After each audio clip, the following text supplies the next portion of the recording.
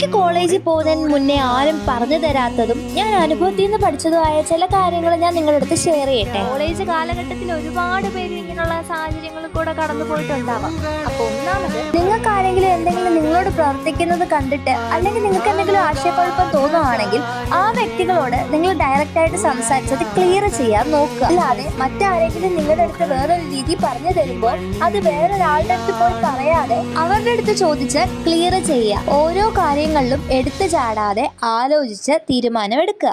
രണ്ടാമത്തെ കാര്യം, over sharing ആയിട്ടുള്ള ക്യാരക്ടർ ആണെങ്കിൽ അതങ്ങോട്ട് പൂർണ്ണമായിട്ട് നിർത്തിക്കോളൂ. ഇനി വീട്ടുകാരോടാണെങ്കിലും നിങ്ങളുടെ കാര്യങ്ങളല്ലാതെ മറ്റാരുടെയും കാര്യങ്ങളിൽ അധികം ഓവർ ഷെയറിംഗ് ഒന്നും വേണ്ട. കാരണം നമുക്ക് കംഫർട്ടബിൾ ആയിട്ടുള്ള ഒരാള് മറ്റൊരാൾക്ക് അങ്ങനെ ആകണമെന്നില്ല. മൂന്നാമത്, ഫ്രണ്ട്ഷിപ്പിൽ നമ്മളെ വേണ്ടാത്തവരെയോ നമ്മളെ മനസ്സിലാക്കാത്തവരുടെയോ പിന്നാലെ പോയി അവരെ ശല്യം ചെയ്യാതിരിക്കുക. നമ്മുടെ ഓപ്പോസിറ്റ് നിൽക്കുന്ന ആള് നമ്മൾ സ്നേഹിക്കുന്ന പോലെ നമുക്ക് തിരിച്ചു തരണമെന്ന് ഒരിക്കലും വിചാരിക്കരുത്.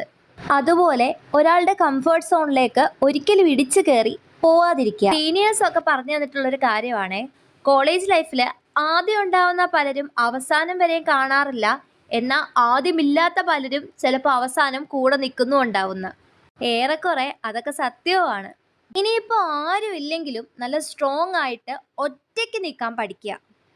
നമ്മളെ കേൾക്കാൻ തയ്യാറാവുന്ന ആളുകളുടെ അടുത്ത് മാത്രം ജസ്റ്റിഫിക്കേഷൻസ് കൊടുക്കുക.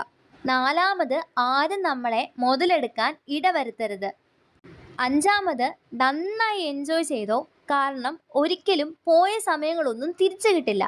പക്ഷേ നമ്മുടെ ലക്ഷ്യങ്ങൾ മറന്നുകൊണ്ടാവരുത് എൻജോയ്മെൻ്റ് ഒക്കെ. പരിശ്രമിക്കേണ്ട സമയത്ത് പരിശ്രമിക്കുക. ഇനി ഏറ്റവും ഇമ്പോർട്ടൻ്റ് ആയിട്ടുള്ള ഒരു കാര്യമാണ്, നമ്മൾ ഒരിക്കലും നമ്മളെ മറ്റുള്ളവരുമായിട്ട് കമ്പയർ ചെയ്യാൻ പോവരുത്. ഉദാഹരണത്തിന്, നമ്മളെക്കാൾ ലെവലപ്പായ ഒരാളെയോ സമാനമായുള്ള ഒരാളെയോ കാണുമ്പോൾ അവരെ റെസ്പെക്റ്റ് ചെയ്യുകയും മാത്രമല്ല, ഒരിക്കലും നിങ്ങൾ അവരോട് മത്സരബുദ്ധി വെച്ച് പുലർത്താതിരിക്കുക.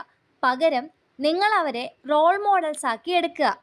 എന്നിട്ടോ ദൈവം നിങ്ങൾക്ക് തന്നിരിക്കുന്ന കഴിവിൻ്റെ പരമാവധി നിങ്ങൾ യൂസ് ചെയ്തിട്ട് നല്ലൊരു വിജയം നേടാൻ ശ്രമിക്കുക. മത്സരബുദ്ധി നമ്മളോട് തന്നെ ആയിരിക്കണം. ഒന്നോർക്കുക, നിങ്ങൾ വളരുമ്പോൾ നിങ്ങളുടെ ഒപ്പമുള്ളവരെയും കൈപിടിച്ച് മുന്നോട്ട് കൊണ്ടുപോകാൻ പരിശ്രമിക്കുക. ഇത്രയെങ്കിലും നമുക്ക് കിട്ടിയതിൽ ദൈവത്തിനോട് നന്ദിയുള്ളവരും ആയിരിക്കണം. ആരോടും ദേഷ്യമോ വൈരാഗ്യമോ വെച്ച് പുലർത്താതെ നമ്മുടെ ജീവിതത്തിലേക്ക് അവർ വന്നതിന് വ്യക്തമായ കാരണങ്ങളുണ്ടെന്നും അവർ വഴി നമ്മൾ ഒരുപാട് കാര്യങ്ങൾ നല്ലതായി പഠിച്ചെന്നും അവരൊക്കെ കാരണം നമ്മുടെ ലൈഫിൽ നമ്മൾ ഒരുപാട് സ്ട്രോങ് ആയി തീർന്നതിന് നമ്മൾ മനസ്സുകൊണ്ട് അവരോട് നന്ദി പറയുക. ഓർക്കുക, നമ്മളൊക്കെ മനുഷ്യരാണ്, തെറ്റുകളും കുറ്റങ്ങളും ഒക്കെ ഉണ്ടാവാം. പക്ഷെ നമുക്ക് ദൈവം നല്ലൊരു മനസ്സ് തന്നിട്ടില്ലേ?